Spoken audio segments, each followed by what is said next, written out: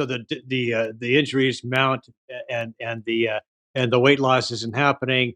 And so a couple of years ago, my wife and I, during COVID, we both started trying the keto diet. We both tried the Okay. keto diet. We were really committed to it for probably about a year and a half. I dropped 45 pounds, and Nice. still look pretty good.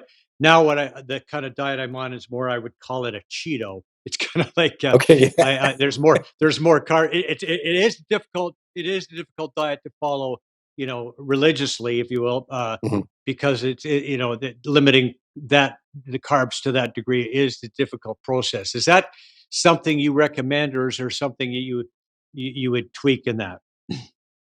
So, everybody's individual, obviously, and some things that are going to work for some are not going to work for everybody.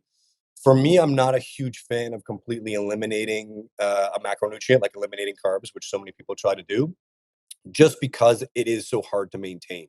And if that's your rule, I'm just not going to eat carbs. Well, then as soon as you eat carbs, you're immediately off plan and you feel frustrated. And now you're disappointed and all those kind of things, and it just kind of snowballs from there.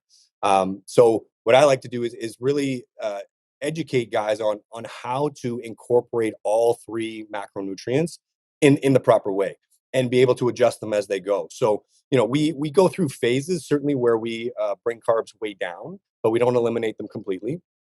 And one the two biggest things that are kind of the golden rules that I give to my guys, and they're kind of good for everybody, is obviously you need to know your calorie number, and then you need to know your protein number.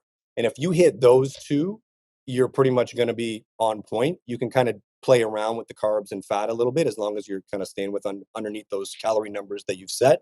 But if you hit calories and you hit protein, you're going to be on the right track for the most part.